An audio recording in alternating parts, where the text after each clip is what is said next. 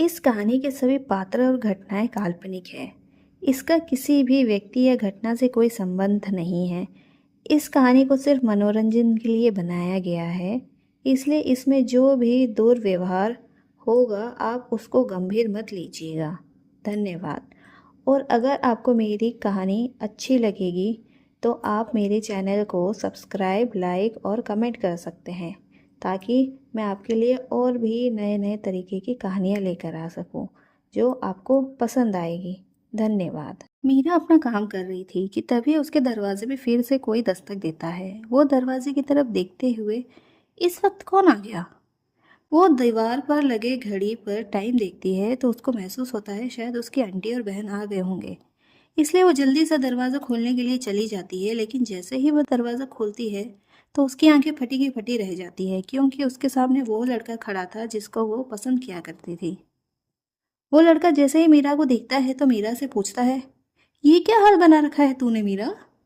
मीरा अपने आप को ठीक करते हुए, अरे कुछ नहीं, वो तो मैं काम कर रही थी ना, तो इसी वजह से ऐसा हाल हो गया। वह लड़का, अच्छा।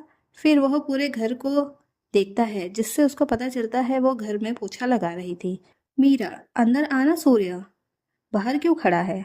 सूर्य, लेकिन तूने तो अभी पोछा लगाया है, अगर मैं अंदर आऊंगा तो पूरा रूम गंदा हो जाएगा। मीरा मुस्कुराते हुए, कोई बात नहीं, अंदर आ जा, मैं दोबारा साफ कर दूंगी।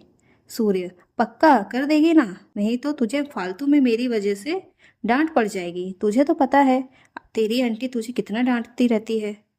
मीरा मुस्कुराते हुए, हाँ ज़रूर। यह कहकर वो सूर्य को सोफे में बिठा देती है और वह खुद उसके लिए जूस लेने के लिए किचन में चली जाती है। सूर्य पूरे घर को देखने लगता है। वह अक्सर इस घर में आया करता है, लेकिन आज साफ सफाई हो रही थी तो वह देखकर वह सोच रहा था बाकी लोग कहाँ गए हैं, क्योंकि जब भी वह मीरा के घर आता था मीरा के साथ उसकी आंटी और उसकी बहन भी दिखती थी, लेकिन आज तो कोई भी दिखाई नहीं दे रहा है। यह सोचते हुए वो आजू बाजू देख रहा था, लेकिन तभी उसके आंखों के सामने मीरा जूस का गिलास लेकर रख देती है। सूर्या, जूस को देखते हुए, ये क्या कर रही है? मीरा कंफ्यूज होकर, क्या मैं तो तुझे जूस दे रही हूँ ना? सूर्य, अच्छा मुझे माफ कर देना, मेरा ध्यान बिल्कुल नहीं था कि तू जूस दे रही है।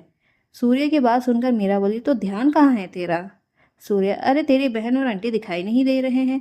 हमेशा दिखाई देते हैं। तो अभी कहाँ है सब?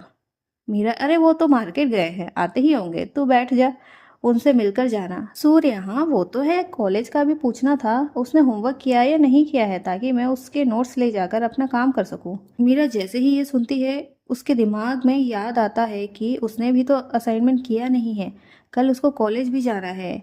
कॉलेज में किसी को नहीं पता था मीरा और अमीषा बहनें हैं।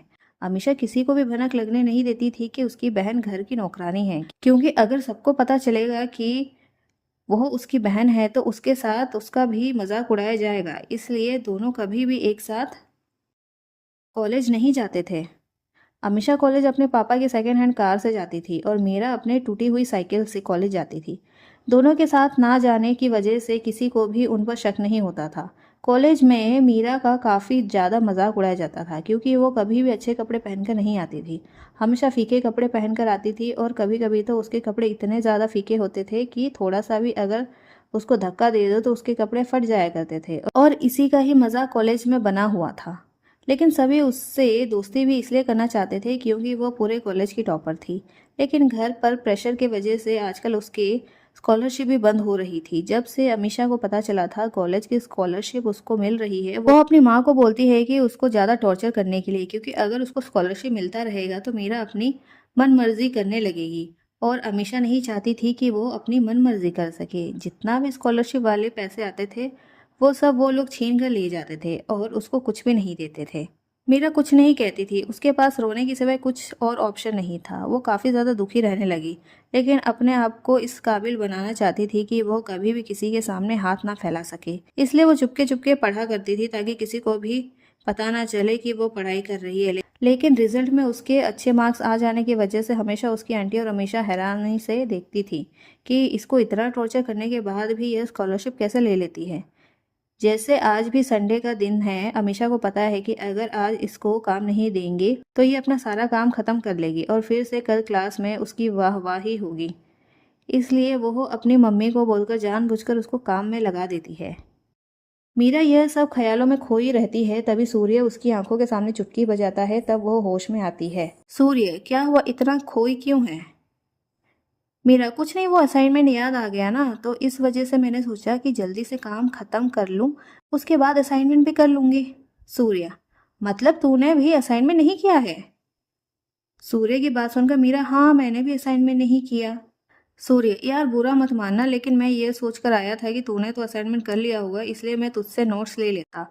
वो तो मैं अमीषा का नाम इसलिए लिया ताकि तू मुझे अपना असाइनमेंट दे सके। तुझे तो पता है अमीषा पढ़ती नहीं है, वो तेरे ही नोट्स चुराती रहती है, तो इसलिए मैं तेरे नोट्स लेकर कॉपी कर लेता, लेकिन कुछ फ़ायदा हुआ ही नहीं। सूर्या की बात सुनकर मीरा को बिल्कुल भी अच्छा नहीं लगता है। वो बोले, अच्छा तुझे असाइनमेंट चाहिए तो मैं अभी करके दे सकती हूँ, तू वेट कर थोड़ा। जैसे ही सूर्य यह सुनता है, उसके चेहरे पर कुटिल मुस्कान आ जाती है और वो बोला, अच्छा ठीक है, तो तू कॉपी किताब लेकर यहीं पर कर, फिर उसके बाद मेरे को दे देना। मीरा बोली, हाँ। वह उसकी प्यारी बातों में फंस गई और उसके लिए अपना घर का सारा काम छोड़कर अपने कमरे में जाती है और अपनी किताबों को लेकर आती है और सोफे में बैठकर वो उसके सामने असाइनमेंट करने बैठ जाती है। सूर्य उसको जल्दी जल्दी सारे नोट्स बनाते हुए देखकर हैरान हो जाता है, क्योंकि मीरा काफ़ी ज़्यादा फास्ट और काफ़ी नीट एंड क्लीन काम कर रही थी। लेकिन दोनों इस बात से अनजान कि कोई उन दोनों को काफ़ी तीखी नज़रों से घूर रहा है। अगर उसका बस चले तो वो मीरा को जलाकर भस्म ही कर दे। वो शख्स सूर्य को देखती है, जो मीरा को ही देखने में बिजी होता है। उससे अब गुस्सा और बर्दाश्त नहीं होता है। वो चिल्लाकर बोली, मीरा। मीरा को जैसे ही अपना नाम सुनाई देता है, वह सीधे उसी डायरेक्शन में देखती है जिस डायरेक्शन से उसको आवाज़ आई थी। वो सामने देखते ही हड़बड़ा जाती है। वो सोफे से जल्दी से खड़ी हो जाती है, जिसके चलते उसके गोद में जो बुक्स होते हैं वो सब ज़मीन पर गिर जाते हैं। अमीषा गुस्से में तमतमाते हुए हॉल में आती है और बड़े प्यार से पूछती है, मीरा ये सब क्या चल रहा है?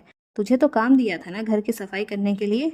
अमीषा दांत पीसते हुए वो कहती है। मीरा सर झुकाकर बोली, वो सूर्य को नोट्स चाहिए थे तो इसलिए मैं नोट्स बना कर दे रही थी। अमीषा सूर्य को घूरते हुए देखती है और पूछती, क्या सूर्य तुझे नोट्स चाहिए थे?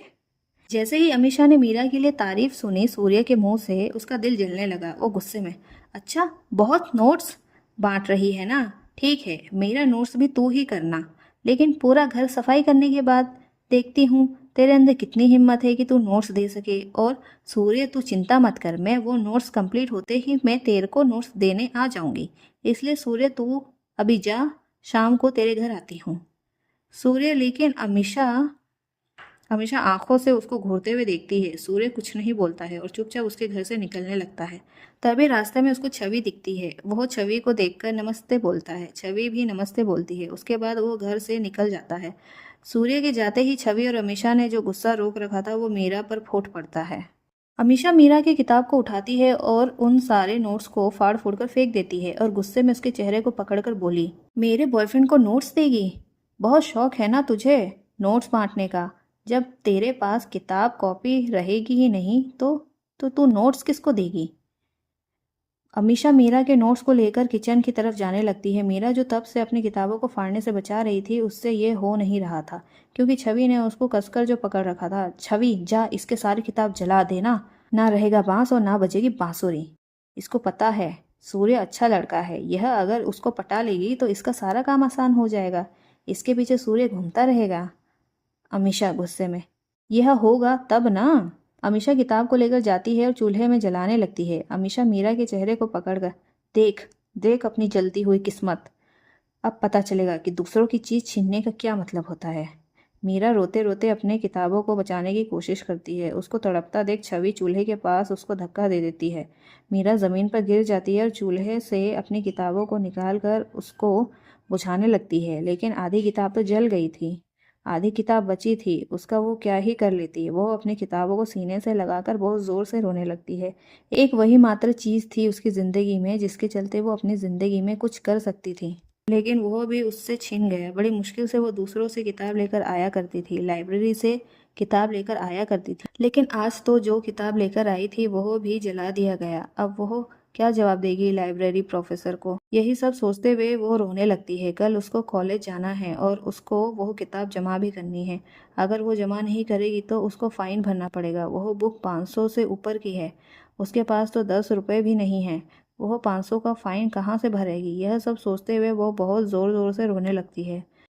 छवि घर को देखती है जिसका काम खत्म नहीं हुआ था। वो जोर से चिल्लाती है, रोना धोना बंद हो गया है तो घर में दोबारा हाथ भी चला ले।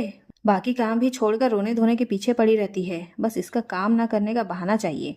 वैसे भी बहुत खर्चा उठा लिया हमने, तेरी पढ़ाई का और खर्चा नहीं उठा सकते हम, इसलिए अब से कॉलेज जाना बंद तेरा। जैसे ही मीरा यह सुनती है उसकी हालत खराब हो जाती है और उसको चक्कर आने लगते हैं।